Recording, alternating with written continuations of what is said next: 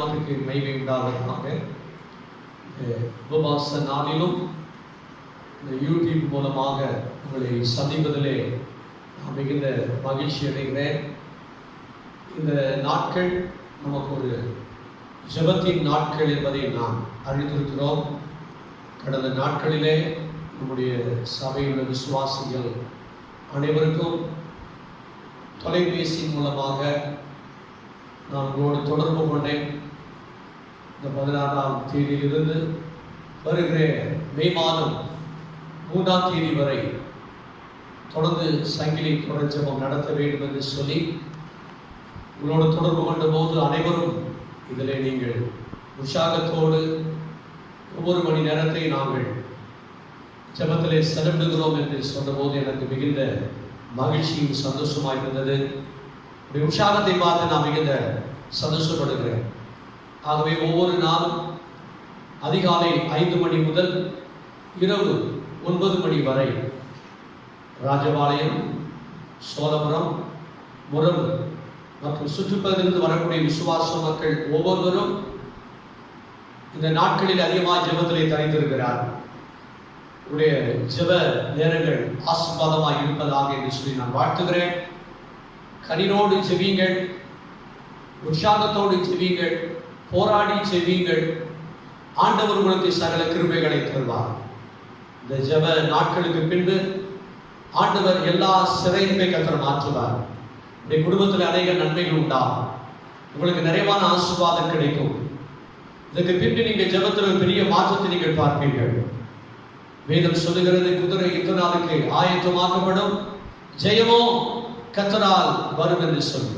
ஆண்டவராகிய தேவன் ஒவ்வொருவரையும் இந்த நாட்களிலே ஜெபத்திலே வேண்டிய கிருபைகளை கர்த்தர் கொடுத்து உங்களை சகல விதத்திலேயும் உங்களை அவர் அதிகமாக ஆசீர்வதிப்பாராக. தேவ நாமம் மகிமைப்படட்டும். கர்த்தர் பெரிய காரியங்களை செய்வார். ஹல்லேலூயா. ஆண்டவருக்கு மகிமை உண்டாகட்டும். நான் சந்தோஷமாக இருக்கிறேன் நம்புகிறேன். எப்பொழுதும் ஒரு சில வார்த்தைகளை உங்களோடு கூட நான் பகிர்ந்து கொள்ள விரும்புகிறேன். 2 கொரிந்தியர் 10ஆம் அதிகாரம் 4ஆவது வசனம் இப்படியாய் சொல்லுகிறது. அப்போஸ்தலனாகிய பவுல் கொரிந்து சபைக்கு எழுதுகிற போது 2 கொரிந்தியர் 10ஆம் அதிகாரம் 4ஆவது வசனம், எங்களுடைய போராயுதங்கள் மாம்சத்துக்கு ஏற்றவர்களாயிராமல் அரண்களை நிர்மூலமாக்குகிறதற்கு தேவ பலமுள்ளவைகளாய் இருக்கிறது. ஆண்டவருக்கு மகிமை உண்டாவதாக. அப்போஸ்தலனாகிய பவுல் கொரிந்து சபையாருக்கு எழுதுகிற போது ஒரு போராயுதத்தை குறித்து அவர் தெளிவாக எழுதுகிறார். இந்த நாட்களிலே இதனுடைய செய்தி தலைப்பு ஆவிக்குரிய ஒரு போராயுதம். ஆவிக்குரிய ஒரு போராயுதம். இந்த நாளிலே கர்த்தருக்கு ஸ்தோத்திரம். எங்களுடைய போராயுதங்கள் என்று அப்போஸ்தலனாகிய பவுல் இங்கே சொல்லுகிறதை வலியுறுத்தி சொல்லுகிறதை நாம் இங்கே பார்க்கிறோம். எங்களுடைய போராயுதங்கள் மாம்சத்துக்கு ஏற்றவர்களாயிராமல், அப்படியானால் சில போராயுதங்கள் மாம்சத்துக்கு ஏற்றவைகளும் இருக்கிறது, ஆவிக்கு ஏற்றவைகளும் இருக்கிறது. நாம் மாம்சத்துக்கு ஏற்றவைகளை இன்னைக்கு சிந்திக்க போறதில்லை. ஆவிக்கு ஏற்றவைகளை நாம் என்ன செய்ய போகிறோம்? சிந்திக்க போகிறோம்.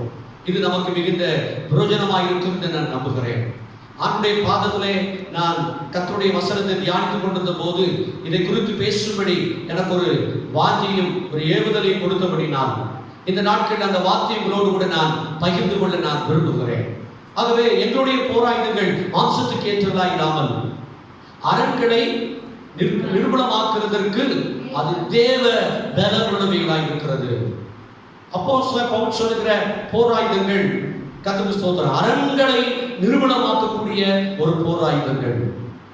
அரண்கள் என்று சொல்லுகிற போது இந்த உலகத்திலே தற்போதைய நிலை எல்லாமே ஒரு பெரிய ஒரு வியாதி, ஒரு பெரிய கொரோனா போன்றதான ஒரு வியாதி தான் இன்னைக்கு எப்படி இருக்கிறது? இன்னைக்கு பெரிய ஒரு போராயுதமாக இருக்கிறது. அதாவது அது அரண்களாய் காணப்படுகிறது. இன்னைக்கு நம்முடைய ஆவிக்குரிய பிரகாரமாக தேவன் கொடுத்த போர் ஆயுதங்களை சரியான நேரத்தில், சரியான விதத்தில், சரியான சமயத்தில் நாம் அதை பயன்படுத்துகிற போது இந்த விதமான அரண்கள் எல்லாம் கர்த்தர் என்ன பண்ணுகிறார்? அவர் நிர்மூலமாக்குகிறவராய் காணப்படுகிறார். அல்லேலூயா. கர்த்தருக்கு மகிமை உண்டாகட்டும். கர்த்தருடைய பிள்ளைகளே, இந்த ஜெப நாட்கள் உங்களுக்கு ஒரு பெரிய ஒரு ஆசீர்வாத நாட்களாய் அமைவதாக என்று சொல்லி நான் வாழ்த்துகிறேன். வெற்றியை கொடுக்கக்கூடிய ஒரு ஜெப நாட்களாக இருக்க வேண்டும் என்று சொல்லி உங்களை நான் வாழ்த்துகிறேன். உங்களை உற்சாகப்படுத்துகிறேன். சோர்ந்து போகாதீர்கள், நீங்கள் தளர்ந்து போகாதீர்கள். நீங்கள் நேரத்தை சரியான விதத்தில் நீங்கள் பயன்படுத்தி தேவ சமூகத்தின் முழங்கால்களை முடக்குகிற போது அது உங்களுக்கு பெரிய பலனை கொண்டு வரக்கூடியதாய் காணப்படும். ஆகவே இந்த நாட்களிலே இந்த வசனத்தை கேட்கிற நீங்கள் ஒவ்வொருவரும் இந்த வசனத்தை தியானித்து நீங்கள் ஜெபத்திலே செலவிட்டு பாருங்கள். உங்களுடைய வாழ்க்கையிலே இருக்கக்கூடிய எல்லா அரண்களெல்லாம் தேவன் நிர்மூலமாக்குறதை ஒரு கண்கூடாக நீங்கள் பார்க்க போகிறீர்கள். ஹல்லேலூயா. அப்படியானால் அப்போஸ்தலனாகிய பவுல் என்னென்ன காரியங்கள் எல்லாம் இந்த நாட்களிலே போராயுதங்கள் என்று சொல்லுகிறார்.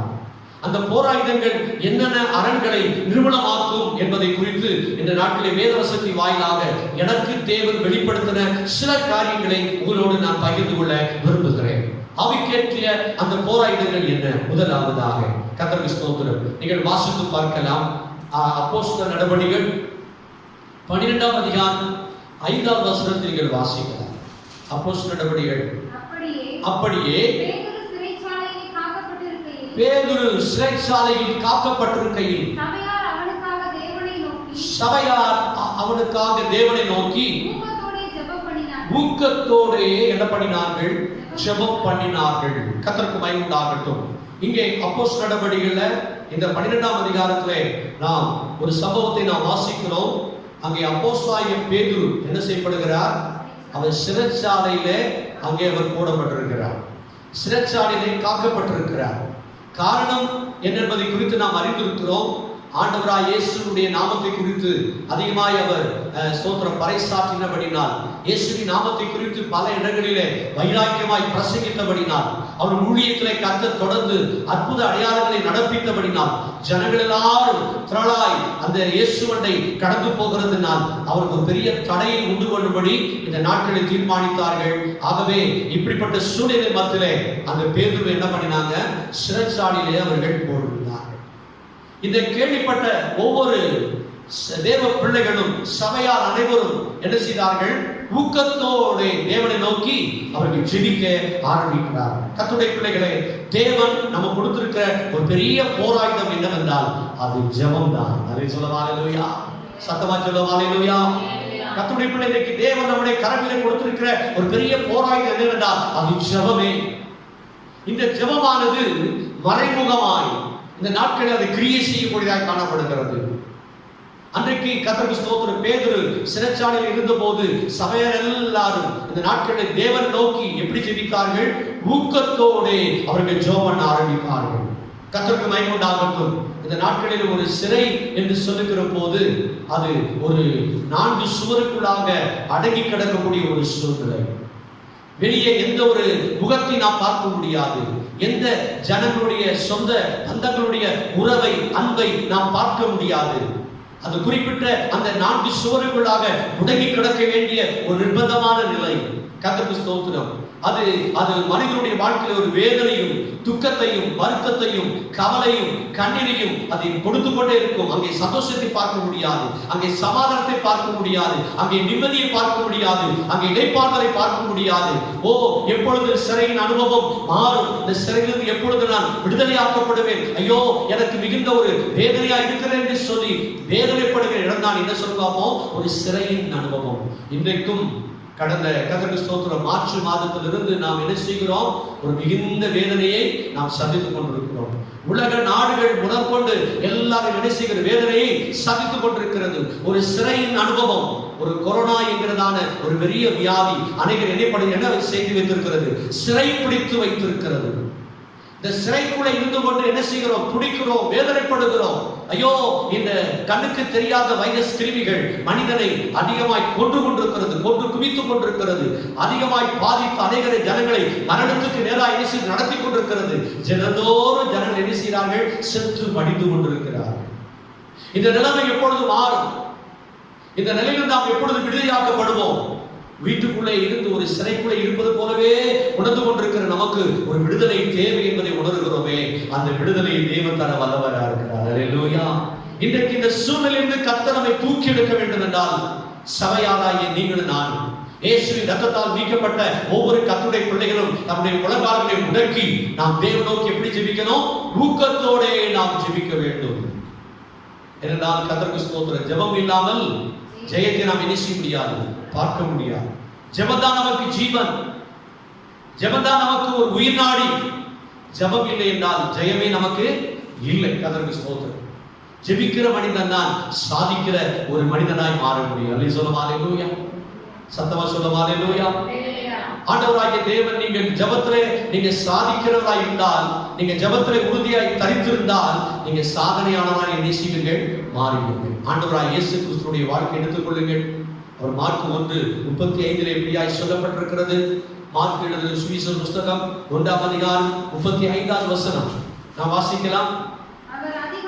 அவர் அதிகாலையில் இருட்டோடு எழுந்து புறப்பட்டு வனாந்தரமான ஒரு இடத்திற்கு போய் அங்கே அவர் ஜெபம் பண்ணினார்.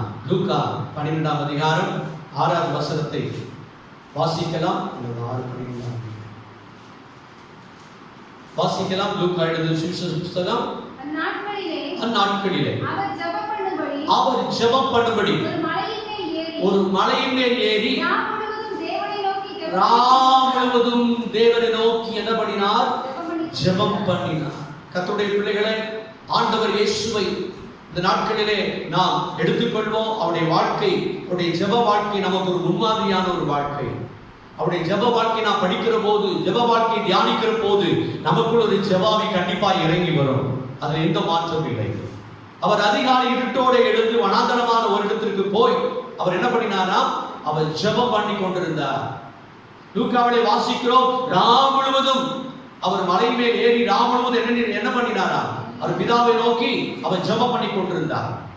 இயேசுவுடைய ஒரு ஊழியத்திலே ஒரு பெரிய வெற்றி இருந்ததுக்கு காரணமே அவர் எப்பொழுதும் பிதாவை நோக்கி என்ன பண்ணி கொண்டிருந்தார்? ஜெபம் பண்ணி கொண்டிருந்தார். அவருடைய தொடர்பு பிதாவோடு எப்பொழுது இருந்து கொண்டே இருந்தது. அவர் பகல் முழுவதும் ஜெபித்தார், ராம் முழுவதும் ஜெபித்தார். எப்பொழுதும் ஜெபத்திலே தரித்திருந்த ஒரு அனுபவம் அவர் ஊழியத்திலே பெரிய வெற்றியை கொண்டு வந்தது. பெரிய பெரிய அற்புதங்கள், அடையாளங்களை நடப்பிப்பதற்கு அந்த ஜெபம் ஒரு மூல காரணமாகவே காணப்பட்டது. எனக்கு அன்பான கர்த்தருடைய பிள்ளையே, இன்றைக்கு உங்களுடைய வாழ்க்கையிலே சோர்ந்து போய்விட்டீர்களா? ஜெபிக்க முடியவில்லை என்று சொல்லுகிறீர்களா? ஒருவேளை ஜெபத்திலே தரித்திருக்க முடியவில்லை, தவறான சிந்தனைகள், தவறான எண்ணங்கள் என்னுடைய வாழ்க்கையில வந்து அலைமோதுகிறது, ஜெபத்திலே ஒருமனமாய் தரித்திருக்க முடியவில்லை என்று சொல்லி நீங்கள் ஒருவேளை வருத்தப்படுகிறீர்களா? இன்றைக்கு ஆண்டவராய் இயேசுவுடைய வாழ்க்கையை யோசித்து வாழ்க்கையை சிந்தித்து பாருங்கள். அவருடைய ஜெப வாழ்க்கை நீங்க சிந்தித்து பாருங்கள். அவருடைய அந்த ஜெப வாழ்க்கை நீங்க தியானித்து பார்க்கிற போது உங்களை அறியாமலே நீங்கள் ஜெபாவினால் நிரப்பப்படுவீர்கள். அல்லேலூயா. நிறைய பரிசுத்தவான்களை நான் உங்களுக்கு முன்பாக வைக்க முடியும். ஆண்டவர் இயேசு அவர் அதிகாலை இருட்டோடு எழுந்து ஜெபிக்கிற ஒரு பழக்கமுடையவராய் இருந்தார். தானியேல் 6ஆம் அதிகாரம் 10ஆம் வசனத்திலே தினம் 3 வேளையும் ஜெபிக்கிற ஒரு பழக்கமுடையவராய் அவர் காணப்பட்டார். கர்த்தருக்கு ஸ்தோத்திரம்.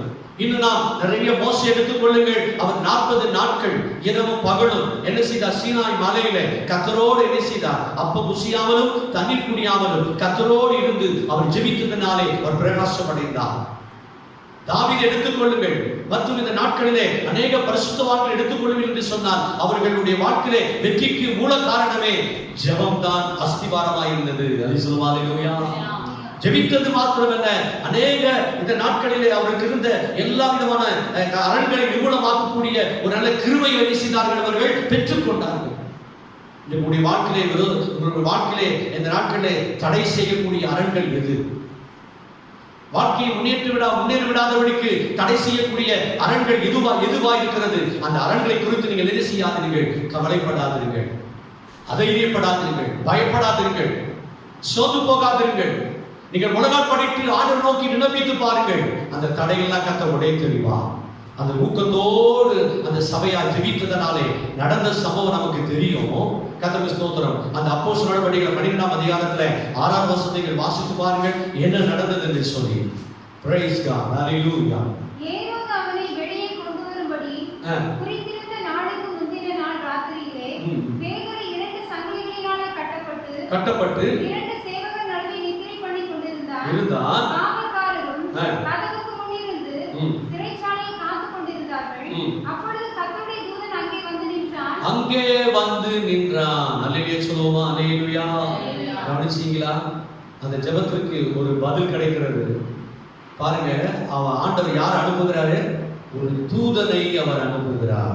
கர்த்தருடைய பிள்ளைகளே, இதை ஜெபித்துக் கொண்டிருக்கிற இந்த நாட்களில் உங்களுடைய வீட்டுக்கு ஒரு தூதன் வருவார். அல்லேலூயா. உங்களுக்கு பதிலை கொடுக்கும்படியார், ஒரு விடுதலை கொடுக்கும்படியார், உங்களுக்கு அற்புதம் செய்யும்படியார், இந்த கட்டுகளை உடைக்கும்படியார், விரோதமாய் வருகிற ஆயுதங்களை வாய்க்காலை போக செய்யும்படியார் கர்த்தர் ஒரு தூதனை உங்களுக்கு முன்பாக அவர் அனுப்புவார். அவர்கள் வந்து செய்கிற காரியம் ஒரு எல்லாமே ஆச்சரியமாக காணப்படும். ஆகவே பேதுரு சிறைச்சாலையில் இருக்கிறான். சங்கிலினால் கைகள் கட்டப்பட்டிருக்கிறது, கால்கள் கட்டப்பட்டிருக்கிறது. எதையுமே அவன் எழுந்து செய்ய முடியாத ஒரு நிலைக்குள்ளே தள்ளப்பட்டிருக்கிறான். அப்படிப்பட்ட மனதை விடுதலை ஆக்கும்படி கர்த்தர் யாரை அனுப்பினார்? ஒரு தூதனை கர்த்தர் அனுப்பினார். அவன் வந்து அவனை எல்லா விதமான சங்கிலியிலிருந்து விடுதலை ஆக்கி அவன் வெளியே கொண்டு வருகிறான். எங்கே அவர்கள் ஜெபித்துக் கொண்டிருந்தார்களோ அந்த வீட்டுக்கே அவன் கொண்டு வரப்படுகிறான். அல்லேலூயா. இன்னைக்கு கர்த்தருடைய வாழ்க்கையில் ஒரு பெரிய காரியங்களை செய்வார். சிறையின் அனுபவம் மாறுகிறது. சங்கிலிகள் உடைக்கப்படுவது போல இந்த நாட்களிலே உங்களுக்கு விரோதமாக இருக்கக்கூடிய எல்லா அரண்களெல்லாம் கர்த்தர் நிர்மூலமாக்கக்கூடிய ஒரு புதிய ஒரு போராயத்தை கொடுத்திருக்கிறார். அந்த போராயம் தான் ஜெபமே. அல்லேலூயா. எல்லாரும் ஒரு விஷயம் சொல்லுமா?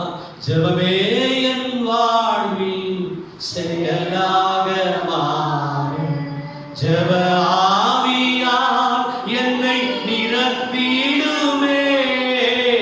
ஜெபமே என் வாழ்வில் செயலாக மாறு, ஜெப ஆவியால் என்னை நிரப்பிடுமே.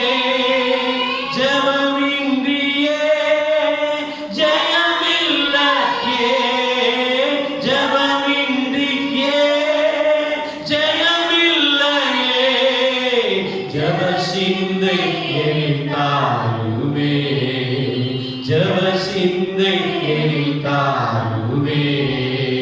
ஜெபமே என் வாழ்வில் செயலாக மாற, ஜெப ஆவியால் என்னை நிறைத்திடுமே. கரங்களை உயர்த்தி அறிவிச்சுக்கோமா? கேளு, ஆண்டவரே என்னை ஜெபாவினால் நிரப்புகிறேன். இன்னைக்கு கர்த்தர் சொல்லுகிறார், இந்த 14 நாட்கள், இந்த நாட்களிலே, இந்த நாட்களுக்கு பின்பு ஆண்டவராகிய தேவன் எல்லா அரண்களையும் நிர்மூலமாக்குவார். உடைய ஜெபத்தின் மூலமாய் கர்த்தர் பெரிய காரியங்களை செய்வார். கர்த்தருடைய பிள்ளைகளே, உங்களுக்கு கொடுக்கப்பட்ட அந்த போராயுதமாகிய ஜெபத்தை நீங்கள் ஒருபோதும் விட்டு விடாதீர்கள். தொடர்ந்து போராடுங்கள். போராட்ட ஜெபத்துக்கு நிச்சயமா ஒரு பெரிய பதில் உண்டு. வேதம் சொல்லுகிறது, ஓசியா 12ஆம் அதிகாரம் 4ஆம் வசனம் இப்படியாய் சொல்லுகிறது. வாசித்து பாருங்கள். ஓசியா 12ஆம் அதிகாரம் 4ஆம் வசனம். தூதனானவரோட போராடி மேற்கொண்டார். அழுது அவரை கெஞ்சி, அவரை நோக்கி கெஞ்சினான். பெத்தேலிலே சந்தித்து பேசினார். அல்லேலூயா. பாருங்க, தனி மனிதன் யாக்கோபை குறித்து வேதம் சொல்லுகிறது, அவன் தேவதூதனானவரோட போராடி பேசினானா, மேற்கொண்டான். கர்த்தருக்கு மகிமை உண்டாகட்டும். அது மாத்திரமல்ல, அவன் அழுது கெஞ்சினான். இந்த நாட்கள் அழுகிற கெஞ்சுகிற நாட்கள், புலம்பி தேவ சமூகத்திலே மன்றாடுகிற நாட்கள். யாக்கோபுக்கு ஆண்டவர் பதிலை கொடுக்க முடியுமானால் இன்னைக்கு உங்களுக்கும் எனக்கும் பதிலை கொடுக்க முடியும். அல்லேலூயா. முதலாவதாக கர்த்தருடைய பிள்ளைகளே, நாம் இன்னைக்கு அந்த ஜெபம் என்கிற போராயத்தை எடுத்து நாம் என்ன செய்வோம்? சரியாய் பயன்படுத்துவோம். வெற்றி நிச்சயம் நமக்கு. இரண்டாவதாக ஒரு 3 காரியங்களை குறித்து நான் பேசி ஜெபத்தை நடத்த விரும்புகிறேன். இரண்டாவதாக நீங்கள் வாசிக்கலாம். கர்த்தருக்கு ஸ்தோத்திரம். மத்தேயு எழுதின சுவிசேஷ புத்தகம் 4ஆம் அதிகாரம் 4ஆம் வசனம் நீங்கள் வாசிக்கலாம். அவர் பிரயத்தனமாக மனுஷன் அப்பத்தினாலே மாத்திரமல்ல, தேவனுடைய வாயிலிருந்து புறப்படுகிற ஒவ்வொரு வார்த்தையினாலும் பிழைப்பான் என்று எழுதி இருக்கிறதே என்றார். கர்த்தருக்கு மகிமை உண்டாகட்டும். இந்த சம்பவம் நாம் அடிக்கடி வாசித்த தெரிந்த ஒரு பகுதி தான். ஆனாலும் இதில் சில காரியங்களை தேவன் நமக்கு கற்றுக் கொடுக்க விரும்புகிறார். ஆண்டவர் இயேசு கிறிஸ்து சத்துருவை எப்படி மேற்கொண்டார், சாத்தானை எப்படி இந்த நாட்களில் அவர் ஜெயித்தார் என்பதற்கு உதாரணம் தான் இந்த பகுதிகள். இயேசு கிறிஸ்து 40 நாட்கள் உபவாசம் இருந்த பின்பு அவருக்கு மிகுந்த பசி உண்டாயிற்று. அந்த நாட்களில் சோதனைக்காரன் என்ன செய்தார்? ஆவியானவரால் அவரை வழிநடத்தி கொண்டு போகப்பட்டார். சோதனைக்காரன் வந்து அவர் என்ன பண்றார்? சோதனை பண்ற. இந்த நாடு ஒரு டெஸ்ட் நடக்குது. அதுல பாத்தீங்கன்னா பசி உண்டாகிற போது ஆண்டவர் இயேசுவை பார்த்து பிசாசு சொல்றான், ஆண்டவரே இந்த கல்லுகளால என்ன செய்யலாம், அப்பங்களை உண்டு பண்ணலாமே அப்படின்னு சொல்லி. ஆனா ஆண்டவர் ஏன் சொன்னாரு, மனுஷன் அப்பத்தினாலே மாத்திரமல்ல தேவனுடைய வாயிலிருந்து புறப்படுகிற ஒவ்வொரு வாக்கினாலும் பிழைப்பான் என்று எழுதி இருக்கிறது. அடுத்தடுத்து நீங்க இதை 1 முதல் நீங்க 10 வசனங்கள் வாசித்து பார்த்தீங்கன்னு சொன்னால் 3 விதமான சந்தர்ப்பத்திலும் 3 விதமான சம்பவங்களிலும் ஆண்டவர் இயேசு எழுதி இருக்கிறதுங்கிற வார்த்தை என்ன செய்தார், பயன்படுத்தின போது வேதம் சொல்லுகிறது, சாத்தான் அவரை விட்டு விலகி போனான். கரங்களை உயர்த்தி நாம் அல்லேலூயா சொல்லுவோம். இந்த சம்பவத்தை நாம் அறிந்திருக்கிறோம். கர்த்தருடைய பிள்ளை இயேசு கிறிஸ்து எப்படி இந்த நாட்களிலே சாத்தானை மேற்கொண்டார் என்றால் வேத வசனத்தை சுட்டி காண்பித்தது நிமித்தம். இந்த 16 நாட்கள் நமக்கு ஒரு ஜெபத்தின் நாட்கள், ஒரு சங்கிலி தொடர் ஜெப நாட்கள். ஜெபத்திலே தரித்திருக்கிற கர்த்தருடைய பிள்ளைகளுக்கு தேவன் 2வது போராயுதத்தை காண்பிக்கிறார். அந்த போராயுதம் வேத வசனமே. அல்லேலூயா. கர்த்தருடைய பிள்ளைகளாகிய நீங்கள் நானும் ஜெபத்திலே தரித்திருக்கிற இந்த காலகட்டத்திலே நீங்கள் வேத வசனத்தை தியானிப்பதற்கு என்ன செய்யுங்க, நேரத்தை ஒதுக்குங்க. இந்த நாளிலே வேத வசனம் நமக்கு மிகுந்த ஒரு பலனுள்ளதாய் காணப்படுகிறது. ஏனென்றால் கர்த்தருடைய வேதம் குறைவற்றது, ஆத்துமாவை உயிர்ப்பிக்கிறதுமாய் இருக்கிறது. சங்கீதம் 19 இப்படி சொல்லப்பட்டிருக்கிறது, கர்த்தருடைய வேதம் குறைவற்றது, ஆத்துமாவிலே சோர்ந்து போயிருக்கிறீங்களா, தளர்ந்து போயிருக்கிறீங்களா, நம்பிக்கையற்று இருக்கிறீங்களா, வேத வசனத்தை நீங்க தியானித்து பாருங்க, அதை குறைவற்றது. ஆனால் அதே நேரத்தில் அது உங்களை என்ன செய்யும், உயிர்ப்பிக்கும், உங்களை உற்சாகப்படுத்தும், உங்களை தைரியப்படுத்தும், அந்த பயத்தை புறமே தள்ளும். வேத வசனத்தை தியானிக்க வேத அறிவு உங்களுக்கு அதிகமாய் கிடைக்கிற போது அந்த வேத வசனத்தினாலே சாத்தானை நீங்கள் கண்டிப்பாக ஜெயிக்க முடியும். அல்லேலூயா. வேதத்தை நீங்கள் வாசித்து பாருங்கள். அப்போஸ்தலர் நடவடிக்கைகளை அடிக்கடி நாம் தியானித்து இருக்கிறோம். கர்த்தருக்கு ஸ்தோத்திரம். 17ஆம் அதிகாரம் 11ஆவது வசனம் இப்படியாய் சொல்லப்பட்டிருக்கிறது, அந்த பட்டணத்தார் மனோவாஞ்சியாய் வசனத்தை ஏற்றுக்கொண்டு காரியங்கள் இப்படி இருக்கிறதா என்று தினந்தோறும் வேத வாக்கியங்களை ஆராய்ந்து பார்த்தபடினால் தெசலோனிக்கேயில் உள்ளவர்களை பார்க்கிலும் நற்குணசாலிகளாய் இருந்தார்கள். அல்லேலூயா. பாருங்க, இந்த சபையாரை குறித்து சொல்லப்பட்டிருக்க யாரு, பெரோயா பட்டணத்தார். இந்த பட்டணத்தார் பெரோயா பட்டணத்தார். அந்த பட்டணம் பெரோயா, அவர் வாழ்ந்த பட்டணமே பெரோயா தான். அந்த சபையின் பேர் என்ன சொல்லாமோ, பெரோயா சபையா தான். அல்லேலூயா. எப்படி ஒவ்வொரு ஊருக்கும் ஒவ்வொரு சபை இருக்கிறது போல அந்த பெரோயா இந்த அந்த பட்டணத்துல சபை எல்லாரும் என்ன ஒரு இடத்துல கூடி இருக்கிறாங்க. கர்த்தருடைய வசனத்தை கேட்கிறாங்க. கர்த்தருடைய வசனத்தை கேட்டு காரியங்கள் இப்படி இருக்கிறதா, இவ்வளவு மகத்துவங்கள் இருக்கிறதா, இவ்வளவு அதிசயங்கள் பைபிள்ல இருக்குதா, இவ்வளவு அற்புதங்களை அடையாளங்களை கர்த்தர் நடப்பித்திருக்கிறாரா, இவ்வளவு பெரிய பெரிய காரியங்களை கர்த்தர் செய்திருக்கிறார் என்று சொல்லி அவர்கள் ஆச்சரியப்பட்டு கர்த்தருடைய வேதத்தை என்ன செய்தார்களா, தியானிக்க ஆரம்பிச்சார்களா. கர்த்தருடைய வார்த்தையை தியானிக்க பாருங்க, காரியங்கள் இப்படி இருக்கிறான்னு சொல்லி தியானிக்க அதுக்கு பாருங்க விசேஷித்த ஞானத்தை கர்த்தர் கொடுத்தார். அல்லேலூயா. கர்த்தருடைய பிள்ளைகளே, கர்த்தருடைய வேதம், கர்த்தருக்கு ஸ்தோத்திரம், எவ்வளவு இனிமையானது. வேதம் சொல்லுகிறது, நீங்கள் அதை 19ஆம் சங்கீதத்தில் வாசித்து பாருங்க, தேடிலும் தேன் கூட்டிலிருந்து ஒழுகும், தேடிலும் அந்த வசனத்தை வாசிக்கலாம். 19ஆம் சங்கீதத்தில் அவைகள் பொன்னிலும் மிகுந்த பசு பொன்னிலும் விரும்பப்படத்தக்கதும் தேனிலும் தேன் கூட்டிலிருந்தும் ஒழுகும் தெளித்தேனிலும் மதுரம் உள்ளதுமாய் இருக்கிறது. அல்லேலூயா. சத்தமா சொல்லுங்க அல்லேலூயா. கர்த்தருடைய பிள்ளைகளே, இந்த வார்த்தை கேட்டுக்கொண்டு உங்களுடைய வாழ்க்கையை உற்சாகப்படுத்தும்படி கர்த்தர் சொல்லுகிறார். 2வது போராயுதமாகிய வேத வசனத்தை இந்த நாட்களில் சரியான நேரத்தில் நீங்கள் தியானம் பண்ணுங்கள், படியுங்கள், அந்த வார்த்தையை உங்களுடைய வாழ்க்கையை அபியாசப்படுத்துங்கள். கர்த்தருடைய வசனத்தை நீங்கள் எப்பொழுதெல்லாம் கர்த்தருக்கு ஸ்தோத்திரம் பயன்படுத்த வேண்டும் என்றால், சோறு வருகிற போது, பலவீனம் வருகிற போது, அவிசுவாசமும் சந்தேகம் குழப்பங்களும் இந்த நாட்களில் ஜெபத்துக்கு பதில் கிடையாது என்று சத்துருவானவன் உடைய சிந்தையிலே அந்த எண்ணங்களை கொண்டு வருகிற போது வசனத்தை சொல்லி நீங்க ஜெயிக்க வேண்டும். அல்லேலூயா. வசனத்தை நீங்க தியானிக்கிற போது உங்களுக்குள்ள அந்த விசுவாச வார்த்தைகளை தேவன் தருவார். அந்த வசனத்தை சொல்லி நீங்கள் கர்த்தருடைய சமூகத்திலே அந்த வார்த்தையை நீங்கள் பயன்படுத்துகிற போது சத்துரு உண்மையாகவே வெட்கப்பட்டு போவார். எந்த சந்தேகமும் இல்லை. அல்லேலூயா. கர்த்தருடைய வார்த்தையை நீங்க எந்த அளவுக்கு தியானிக்கிறீங்க?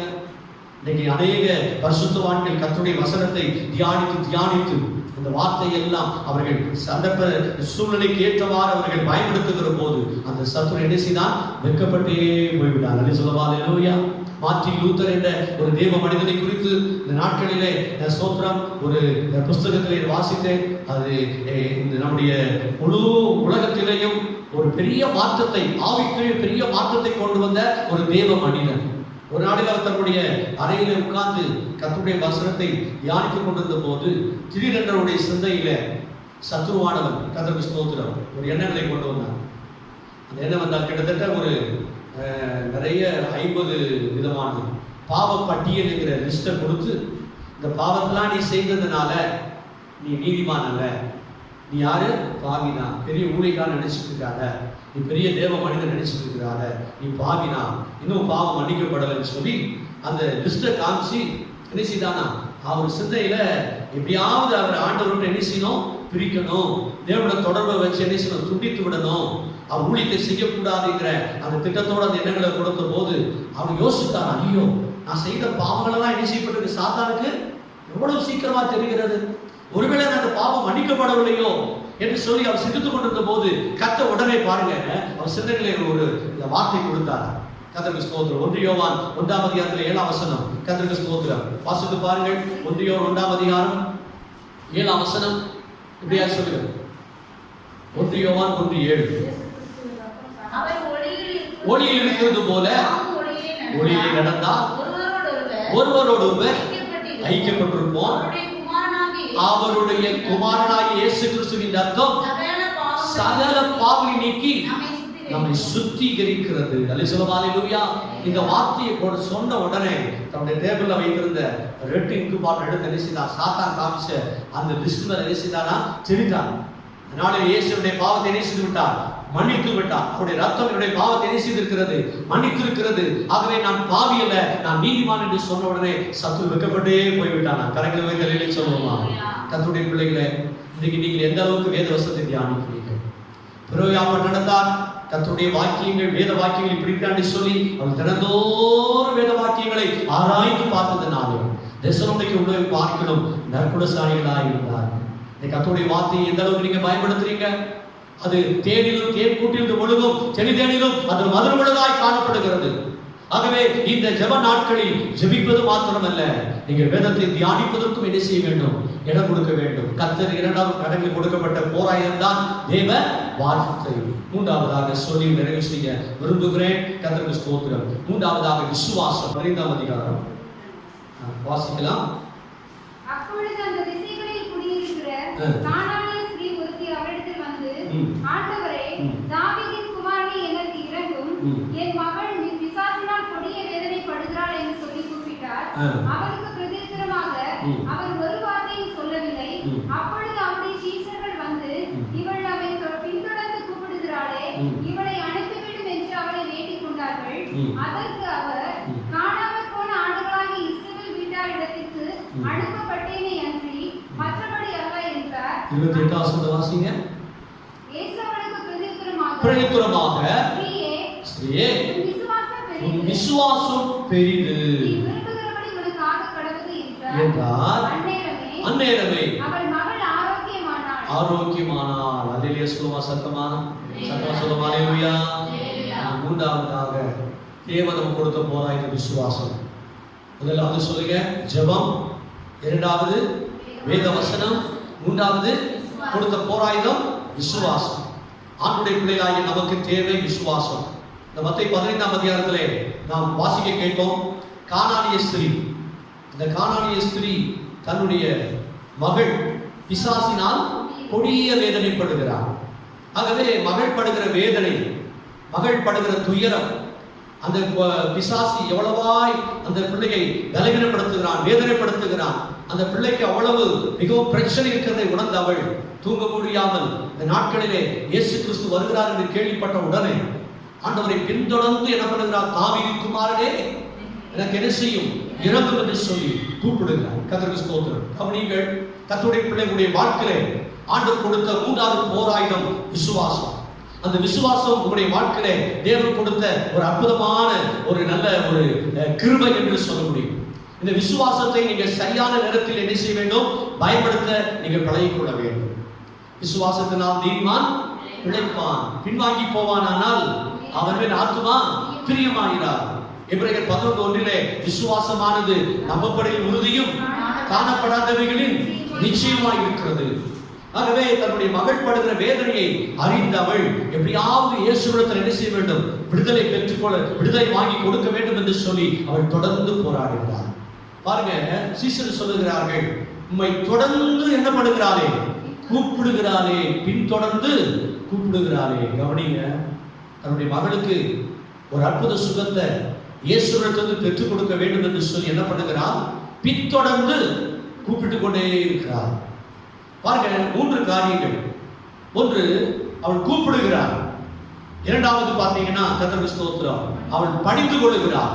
மூன்றாவதாக கர்த்தருக்கு ஸ்தோத்திரம், அவளுடைய தாழ்மை, அவளுடைய தாழ்மை. இந்த 3 தாங்க அவள் விசுவாச தைரியத்தை கொடுத்தது. அல்லேலூயா. அவன் 2 பேர் அடிக்கடி வாசித்திருக்கிற 1ஆம் அதிகாரம் 5ஆம் வசனத்துல இப்படி இருக்க சகோதரரே, ஒரு தைரியத்தோட விசுவாசத்தை செய்து கொள்ளுங்கள், கூட்டிக் கொள்ளுங்கள் என்று சொல்லப்பட்டிருக்கிறது. தைரியத்தோட விசுவாசத்தையும் 2 பேர் 1 விசுவாசத்தோட என்ன செய்யணும்? தைரியத்தையும் என்று சொல்லப்பட்டிருக்கிறது. ஆகவே இந்த கானானிய ஸ்திரீ தனக்கு இந்த நாட்களை பாருங்க, தைரியம் விசுவாசம் இந்த இரண்டையுமே அவள் என்ன செய்த கூட்டிக் கொண்டு என்ன செய்த தனக்குள்ளே அதை தன்னுடைய வாழ்க்கையில அதை அபியாசப்படுத்திக் கொண்டு தொடர்ந்து கர்த்தரோடு என்ன பண்ணுகிறார்? தொடர்ந்து போராடுகிறார். பாருங்க, சீசர் சொல்லுகிறார், தொடர்ந்து பின்தொடர்ந்து கூப்பிடுகிறாரே என்று சொல்லி. பாருங்க, அவருடைய வாழ்க்கையில விசுவாசத்தை சரியான விதத்தில் பயன்படுத்துவதற்கு காரணமே ஆண்டவரை நோக்கி கூப்பிடுகிற அனுபவம். இரண்டாவது என்ன பண்ணுகிறார்? தொடர்ந்து ஆண்டவர் சொன்னது, இஸ்ரவேல் வீட்டாருக்கு அனுப்பப்பட்டேன் என்று வேறு யாரும் என்ன செய்யப்படல, அனுப்பப்படவில்லை சொன்ன போது உடனே என்ன பண்ணுகிறார்கள்? பணிந்து கொள்ளுகிறார். மூன்றாவதாக அவர் சொல்லுகிறார், கர்த்தருக்கு ஸ்தோத்திரம், பிள்ளைகளின் அப்பத்தை எடுத்து நாய்க்குட்டிகளுக்கு போடுவது நல்லதல்ல என்று சொன்ன போது அவர் சொன்ன ஒரே ஒரு வார்த்தை, மெய்தான் ஆண்டவரே, ஆகிலும் நாய்க்குட்டிகள் தன் எஜமானுடைய மேஜிலிருந்து விழக்கூடிய துணிக்கைகளை தின்னுமே என்று சொன்ன உடனே பாருங்க, அவருடைய தாழ்மை பார்த்தோன்னே ஆண்டவரே சொன்னாரு, ஸ்திரியே, விசுவாசம் பெரியது. கரங்களை வைத்து சொல்லுமா? காலவேளையில உபவாச நாட்கள்ல தொடர் சங்கி ஜெபத்திலே தரித்திருக்கிற கர்த்தருடைய பிள்ளைகளே, உங்களுக்கு கர்த்தருடைய வார்த்தை வருகிறது. தேவன் கொடுத்த போராயுதமாகிய ஜெபத்தை, தேவன் கொடுத்த போராயுதமாகிய கர்த்தருக்கு ஸ்தோத்திரம், உடைய வேத வசனத்தை, தேவன் கொடுத்த 3வது போராயுதமாகிய விசுவாசத்தை நீங்க சரியான விதத்தில் நீங்க பயன்படுத்துங்க. உங்களை பார்த்து அவர் சொல்லுவார், சகோதரனே சகோதரியே, விசுவாசம் பெரியது, மகனே மகளே, உன் விசுவாசம் பெரியது என்று சொல்லி சொல்லக்கூடிய ஒரு சூழ்நிலைக்குள்ளே நீங்கள் இந்த நாட்டில் கடந்து வந்திருக்கு. அதை உங்களுடைய காதலை கேட்க போறீங்க. அல்லேலூயா. கர்த்தருடைய வாழ்க்கையில் உங்கள் விசுவாசத்தை இந்த நாட்களில் அவர் என்ன செய்ய மெச்சி பேச விரும்புகிறார். அல்லேலூயா. நீங்க எந்த அளவுக்கு தேவனுக்கு விசுவாசம் வைத்திருக்கிறீர்கள்? இந்த கானானிய ஸ்திரீக்கு பல தடைகள் இருந்தது. இயேசுவும் எத்தனையோ சில காரியங்களை சொன்ன உடனே அதை கேட்டு அதற்காக வருத்தப்பட்டு உடனே இந்த நாட்களிலே எனக்கு சுகம் வேண்டாம், அற்புதம் வேண்டாம் என்று சொல்லி ஓடிவிடவில்லை. எவ்விதத்திலாவது தனக்கு என்ன செய்ய வேண்டும்? தன்னுடைய பிள்ளைக்கு சுகத்தை ஆண்டவருக்கு பெற்றுக் கொடுக்க வேண்டும் என்று சொல்லி தொடர்ந்து போராடினார். சத்துரு கூட அதான் நினைத்த, இப்படி சொன்ன உடனே, இப்படிப்பட்ட வார்த்தையை சொன்ன உடனே, இன்னும் இயேசுவை நீ பின்பற்றுகிறாயா? இன்னும் இயேசுவை தொடர்ந்து ஆண்டவர் அற்புதம் செய்வார் நீ நம்புகிறாயா? நீ விசாம போயிடலாமே சொல்லி சத்துரு எண்ணங்களை என்ன செய்யலாம்? எண்ணங்களை அவன் எண்ணத்துல போட்டிருக்கலாம். ஆனால் என்ன செய்யலாம்? முழுமையால் இடம் கொடுக்கவே இல்லை. ஆனாலும் தொடர்ந்து தேவ சமூகத்திலே அவன் தொடர்ந்து போராடினார். அவன் முழு வெற்றியை பெற்றுக்கொண்டார். ஆகவேதான் வேதம் சொல்லுகிறது, சீட்டு மடியிலே போடப்படும் காரிய சித்தியோ. இந்த 16 நாட்கள் தொடர் சங்கிலி ஜெபத்துல ஒரு பெரிய காரிய சித்தி உங்களுக்கு தேவன் தரப்போகிறார்.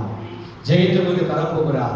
அற்புதங்களை காண செய்ய போகிறார். அதிசயங்களை காண செய்ய போகிறார். ஒருவேளை நீங்கள் பலவீனமா இருக்கலாம், ஒருவேளை நீங்கள் வியாதிப்பட்டிருக்கலாம், ஒருவேளை நீங்கள் துக்கத்தோடு இருக்கலாம், ஒருவேளை வேதனையோடு துடித்துக் கொண்டிருக்கலாம். ஐயோ, இந்த நிலைமை எப்படி மாறும் என்று சொல்லி, எப்பொழுது சிறைப்பு மாறும் என்று சொல்லி நீங்கள் துடித்துக் கொண்டிருக்கலாம். இந்த ஜெப நாட்களுக்கு பின்பு கர்த்தர் பெரிய ஒரு சிறைப்பை மாற்ற விரும்புகிறார். அல்லேலூயா.